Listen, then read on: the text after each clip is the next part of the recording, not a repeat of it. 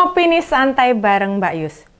Jika orang-orang taunya Jokowi itu membangun dinasti politik saat mendorong Gibran sebagai cawapres Prabowo, itu pandangan yang keliru. Banyak pihak meyakini jalan memuluskan putranya naik tahta dengan intervensi keputusan MK itu tarikan kesimpulan yang luput dari fakta sebenarnya. Luput. Pada kenyataannya, Jokowi jauh sebelum Pilpres sudah menyiapkan dinasti politik untuk keberlangsungan keluarga besarnya. Nah, berarti sudah sejak kapan dinasti politik demi kekuasaan tetap dalam pengaktalan? Jadinya sudah berapa? Sejak kapan? Alah, sudah berapa sejak kapan? Nah, berarti sudah sejak kapan dinasti politik demi kekuasaan tetap dalam genggaman? Ayo. Ya, Mbak Yus hanya mencoba menyampaikan peristiwa-peristiwa yang bisa dilihat sebagai usaha agar kekuasaan tidak lepas. Yang pertama, saat melempar isu presiden 3 periode, ia berusaha menjajaki apakah pendukungnya akan tetap setia jika ia maju lagi dan sebesar apa DPR bakal menghadang presiden. Rupanya rencana itu menabrak konstitusi, malah mendapat tentangan besar. Memang presiden tidak menyampaikan sendiri, melainkan melalui pembantunya kayak LBP, Airlangga, serta Zulhas. Yang kedua, upaya Jokowi memperpanjang masa jabatannya melalui trik menunda pemilu. Kebetulan waktu itu kalau ngoser pada ingat, negara utamanya keuangan kita serta kondisi masyarakat masih membutuhkan recovery pasca pandemi COVID-19. Dengan penundaan pemilu, otomatis masa jabatan Jokowi sebagai presiden bisa diundur. Tapi gagasan ini juga akhirnya mental, tidak direspon masyarakat. Yang ketiga, skenario Gibran maju sebagai cawapres agar tetap bisa meneruskan sebagai pemimpin negeri. Ya, meskipun bukan sebagai presiden. Pilihan menjadi pendamping Prabowo Subianto tentu saja juga sudah dipertimbangkan peluangnya. Bila kesehatan Prabowo akan terganggu, otomatis yang ambil alih ya putra sulungnya, Samsul Belimbing Sayur. Mumpung si capres kambuhan ya tetap kambuhan lagi. Ditunggangilah kambuhnya itu dengan cara putranya maju. Kewoco. Jalan ini sebenarnya tidak mulus juga. Tetap harus berubah konstitusi gitu loh. Situasi politik nasional riuh. Tapi siapa sih yang nggak tahu Jokowi? Apapun keinginannya ya mesti terrealisasi. Tapi Jokowi ngerti banget. Rakyat yang cinta buta pada dirinya tidak bakal melihat jernih persoalan ini. Ya toh, burem. Makanya kepentingan menyusupi anaknya akhirnya berhasil gitu. Disusupin anaknya ke situ gitu. Para sing cinta mati pada nggak sadar. Selanjutnya, Jokowi juga mempersiapkan skoci baru, yakni apa? Partai politik yang akan dinahkodai kelak ketika ia pensiun jadi presiden, ya toh. Jadi kalau udah pensiun dari presiden, beliau sudah punya skoci baru, ya toh. Naik di situ. Jangan dikira cara mikir Jokowi nggak politis. Sekarang itu dia sudah politis banget loh. Lebih liar dibanding politisi-politisi kawakan lainnya. Kalah lagi. Ya kan?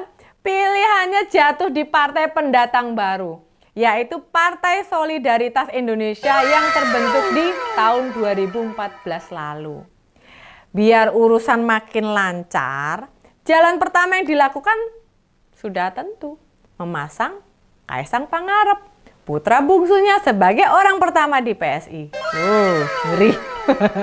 Tak tanggung-tanggung, Jokowi all out mempromosikan PSI agar masuk ke parlemen DPR RI. Dirinya masih nongol di iklan PSI, menyebut PSI pasti menang, serta klaim PSI partainya Jokowi. Presiden tentu saja mengendorse partai berlambang mawar itu, mawar merah. Selain melalui iklan kampanye di media, baliho-baliho besar di seantero negeri dengan berbagai desain terpampang di mana-mana.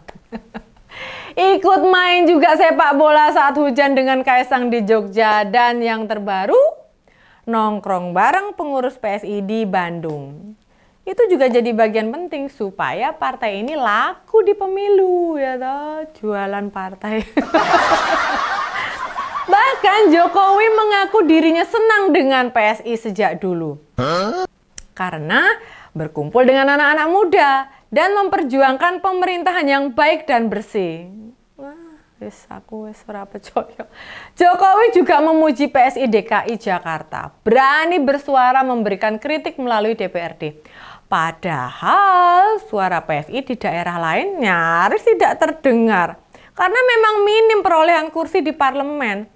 Selain kadernya yang kapasitasnya maupun kemampuannya tidak memadai, jauh dari standar. Gibran Rakabuming Raka juga percaya kalau PSI pada pemilu 2024 akan masuk ke Senayan. Dapatkan kursi DPR RI. Wow, nanti dulu. Menggebu-gebunya Jokowi mengkampanyekan PSI sebagai sinyal bahwa Jokowi segera berlabuh ke PSI seusai pensiun dari kursi kepresidenan. Nah, masuknya Kaisang sebagai anggota PSI selang 2 hari, kemudian dipilih menjadi ketua umum, sudah diprediksi jika partai baru yang digawangi Grace Natali, Raja Juli Antoni itu akan menjadi pelabuhan politik dinasti Jokowi. Tidak hanya Kaisang, Jokowi, kelak Gibran maupun Bobi Nasution lah akan merapat juga. Wis ketebak lah gue ya, jenengnya wis dinasti. Malah jangan-jangan begitu Jan Etes 17 tahun otomatis jadi kader PSI juga. Langsung otomatis ya kan. Kenapa Jokowi dan keluarga besarnya memilih PSI yang hanya partai baru sebagai penyaluran aspirasi politiknya? Tidakkah banyak partai politik besar membuka diri, mempersilahkan, bahkan malah menarik-narik dinasti Jokowi untuk bergabung dengan mereka? Kenapa? Ya tentu saja Jokowi enggan bergabung dengan partai besar yang sudah ada. Karena ia bukan menjadi orang nomor 1, tetapi akan menjadi orang kedua atau seterusnya. Ya iyalah, mana mau dia jadi yang kedua. Kecap, mana ada nomor 2, adanya nomor 1. Nah, dengan memilih PSI, parpol yang pertama kali ikut menjadi peserta pemilu 2019, Jokowi dan keluarganya berpotensi menjadi orang nomor 1 ya toh, yang akan menggerakkan PSI untuk kepentingan politik ya. Tenan toh, kecap nomor 1 yo. Langkah ini mirip dengan yang dilakukan SBY pada awal 2000-an usai mundur dari kabinetnya Megawati. Oh no. Dukungan PSI kepada Capres-Cawapres Prabowo Subianto dan Gibran Rakabuming Raka juga secara otomatis menyiratkan dukungan kepala negara pada mereka. Karena PSI telah mendeklarasikan sebagai partainya Jokowi. Pujian Jokowi sebagai isyarat mengkampanyekan partai anak bungsunya dan supaya menarik dukungan pemilih untuk mengalihkan suara kepada PSI. Sulit. Strategi ini dilakukan untuk mengambil suara dari PDIP, dari relawan maupun simpatisannya yang berada di berbagai partai politik lainnya.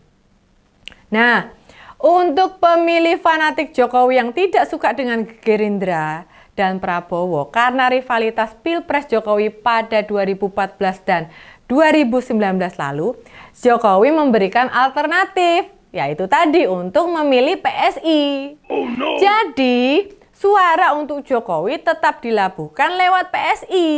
Nah, ngerti toh para ngoser? Nah, orang satu ini sudah kelebihan PD, berlebihan rasa percaya dirinya sehingga banyak langkah politik sulit diterima akal sehat. Sulit.